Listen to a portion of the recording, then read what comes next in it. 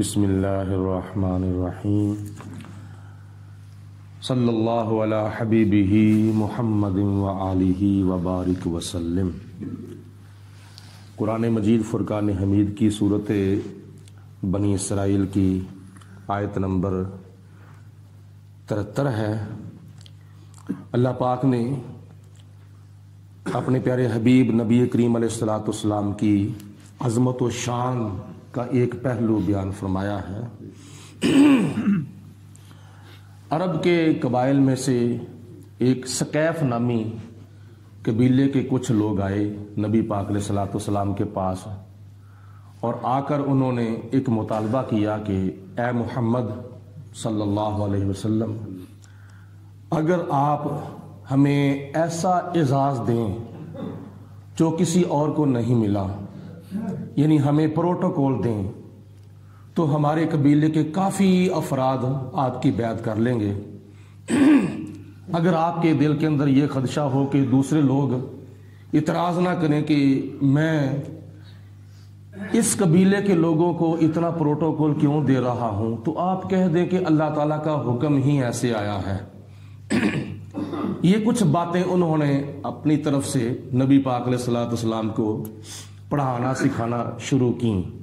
تو اس وقت اللہ پاک نے قرآن پاک کی سورہ بنی اسرائیل کی آیت نمبر 73 نازل فرمائی، وَإِن كَادُوا لَيَفْتِنُونَكَ،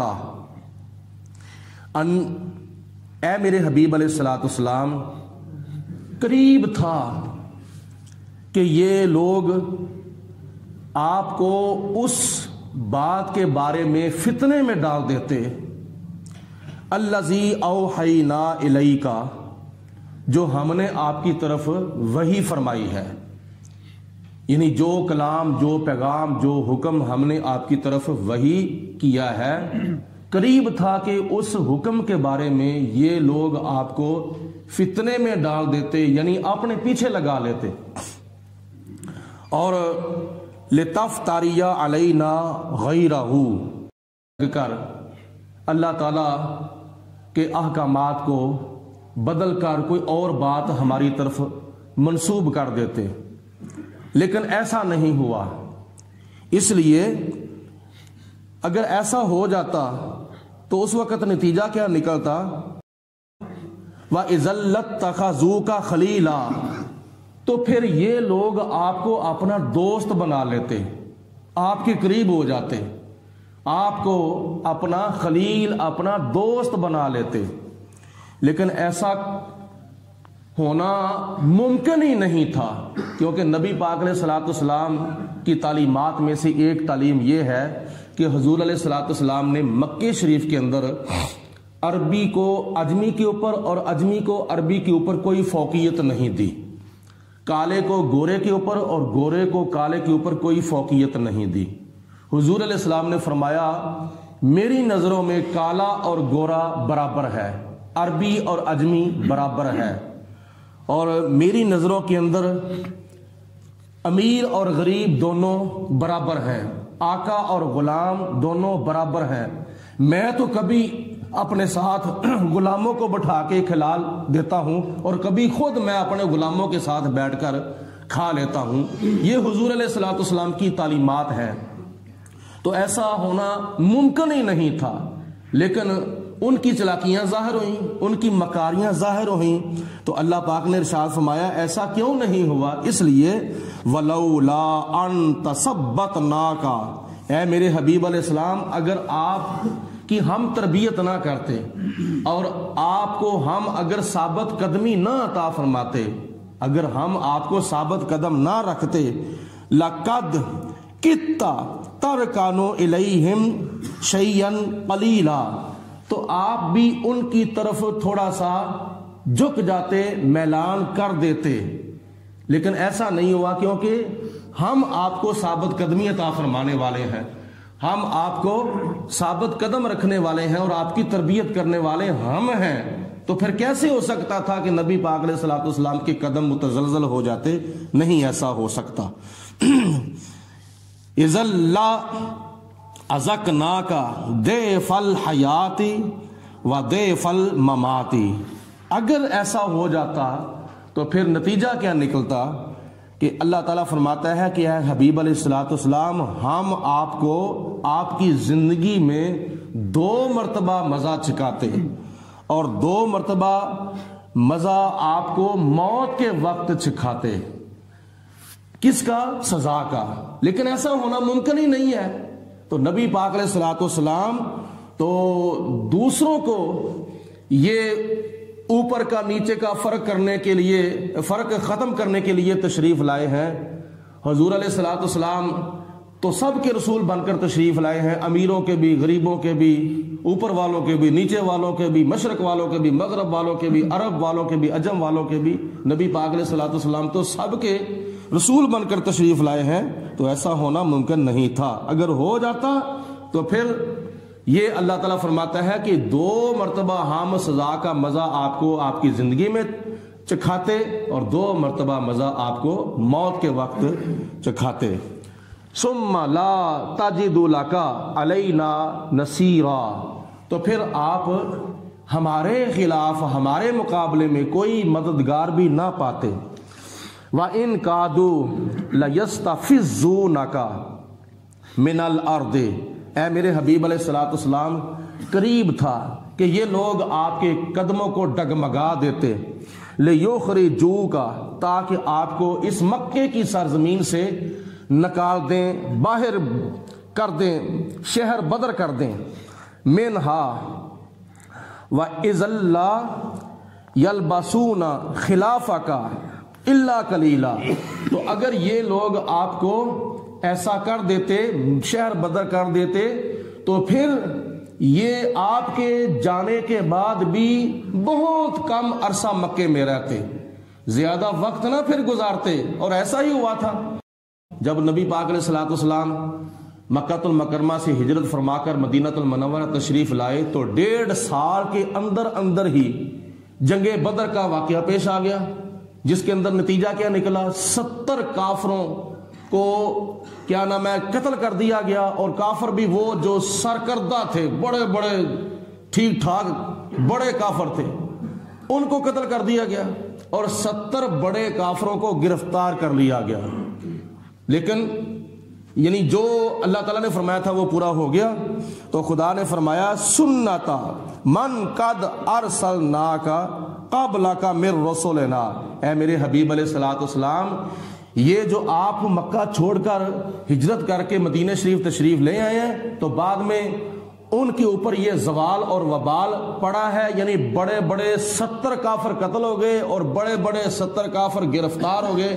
ایسا طریقہ تو میں نے پہلے رسولوں کے وقت بھی ان کی قوموں کے لیے استعمال کیا تھا، کہ جب ان کے نبی اپنی قوم سے باہر چلے جاتے تھے تو باہر اس کے بعد پھر ان کے اوپر، اس قوم کے اوپر عذاب اور زوال وغیرہ آ جاتا تھا۔ وَلَا تَجِدُوا لِسُنَّتِنَا تَحْوِيلًا، اے میرے حبیب علیہ الصلوۃ والسلام، آپ ہمارے طریقے کے اندر تبدیلی نہیں دیکھیں گے۔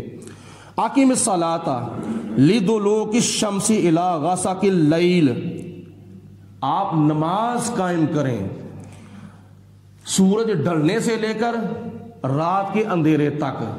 اس دورانیے کے اندر 4 نمازیں آ جاتی ہیں۔ اللہ نے فرمایا اقیم الصلاۃ، نماز کی پابندی کریں، نماز کو قائم کریں۔ لدلوک الشمس، سورج ڈھلنے سے لے کر الی غسق اللیل، رات کے اندھیرے تک۔ اس کے اندر 4 نمازیں آ جاتی ہیں، ظہر کی نماز، عصر کی نماز، مغرب کی نماز اور عشاء کی نماز۔ ظہر کی نماز سے پہلے سورج ڈھل جاتا ہے، تو اللہ پاک نے فرمایا کہ سورج ڈھلنے سے لے کر نماز پڑھنا شروع کرو، یعنی ظہر کی نماز پڑھو۔ اس کے بعد جب ایک نیزے کا سایہ 2 حصے برابر ہو جائے تو اس وقت عصر کی نماز پڑھو۔ جب سورج غروب ہو جائے پھر مغرب کی نماز پڑھو۔ پھر جب رات کی تاریکی چھا جائے تو عشاء کی نماز پڑھو۔ یہ 4 نمازوں کا اللہ پاک نے حکم یہاں دیا۔ آگے فرمایا وقرآن الفجر، فجر کے وقت قرآن پڑھو، فجر کے وقت قرآن کی تلاوت کرو، یعنی فجر کی نماز کے دوران خصوصی طور پر تلاوت قرآن کرو. ان قرآن الفجر کان مشہودا، کیونکہ فجر کی نماز کے دوران جب قرآن پڑھا جاتا ہے، قرآن کی تلاوت کی جاتی ہے، تو اس وقت اللہ پاک کے فرشتے حاضر ہوتے ہیں. فجر کی نماز کے دوران اللہ کے فرشتے موجود ہوتے ہیں، اور یہ نماز وہ نماز ہے فجر کی نماز جس نماز کے دوران دن کے فرشتے بھی آتے ہیں اور رات کے فرشتے بھی آتے ہیں. کس لیے؟ اللہ کا قرآن سننے کے لیے. خدا کا قرآن سننے کے لیے آسمان سے اللہ کے فرشتے آتے ہیں. آگے اللہ تعالیٰ ارشاد فرماتا ہے وَمِنَ اللَّيْلِ فَتَهَجَّدْ بِهِ نَافِلَةً لَكَ، اے میرے پیارے حبیب علیہ الصلوۃ والسلام، رات کے کچھ حصے میں اٹھ کر تہجد پڑھو. اور تہجد کی نماز جو ہے یہ آپ کے لیے ایک اضافی نماز ہے. نفلی نماز ہمارے لیے ہے، لیکن نبی پاک علیہ الصلوۃ والسلام کے اوپر 6 نمازیں فرض تھیں. فجر، ظہر، عصر، مغرب، عشاء، تہجد، یہ نبی پاک علیہ الصلوۃ والسلام پر 6 نمازیں فرض تھیں. ہمارے اوپر 5 نمازیں فرض ہیں، اور یہ جو چھٹی نماز ہے یہ ہمارے لیے نفل ہے. تو یہ نماز تہجد پڑھنے کے بھی بڑے فضائل و برکات ہیں. نبی پاک علیہ الصلوۃ والسلام کی حدیثوں میں سے ایک حدیث سماعت فرمائیں. حضور فرماتے ہیں کہ اللہ پاک 3 شخصوں کو دیکھ کر مسکراتا ہے، یعنی خوش ہوتا ہے. پہلا شخص جب میدان جہاد کے اندر کوئی مجاہد کافروں سے جہاد کرنے کے لیے اپنی صف کو درست کرتا ہے، یعنی مجاہدین جب اپنی صف کو درست کرتے ہیں کافروں کے ساتھ جہاد کرنے کے لیے میدان جہاد کے اندر، تو اس وقت مجاہدین کو اللہ پاک دیکھ کر خوش ہوتا ہے. دوسرے نمبر پر جب فجر کی نماز ہو، ظہر کی نماز ہو، عصر کی نماز ہو، مغرب کی نماز ہو، عشاء کی نماز ہو، جمعے کی نماز ہو، عید الفطر کی نماز ہو، عید الاضحیٰ کی نماز ہو، یا نماز تراویح رمضان المبارک کے اندر جو جماعت کے ساتھ پڑھی جاتی ہے، حضور علیہ السلام فرماتے ہیں کہ جو بندہ نماز جماعت کے ساتھ پڑھنے کے لیے اپنی صف کو درست کرتا ہے، اپنی صف کو سیدھا کرتا ہے، کندھے کے ساتھ کندھا ملا کے فاصلہ ختم کرتا ہے، بالکل صف سیدھی کرتا ہے، اللہ پاک فرماتا ہے کہ ایسے شخص کو بھی خدا دیکھ کر مسکراتا ہے، یعنی خدا تعالیٰ خوش ہوتا ہے. اور تیسرے نمبر پر جب گھر والے سارے سوئے ہوئے ہوں، بیٹیاں، بیٹے، بہنیں، بھائی اور بیوی، محلے والے، رشتہ دار، سارے لوگ رات کو سوئے ہوئے ہوں، تو پھر سردیوں کی راتوں میں ٹھنڈے پانی کی پرواہ نہ کرے اور گرمیوں کی راتوں میں تھکاوٹ کی پرواہ نہ کرے، اٹھ کر تہجد کے ٹائم اللہ پاک کی بارگاہ میں حاضر ہو جائے، کھڑا ہو جائے.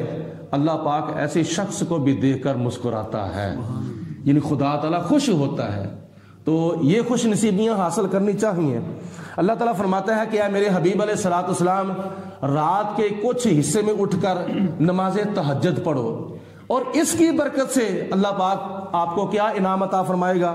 عسیٰ ان یبعثک ربک مقاما محمودا، ان قریب اللہ پاک آپ کو ایسی جگہ پر کھڑا کرے گا جس کو مقام محمود کہتے ہیں.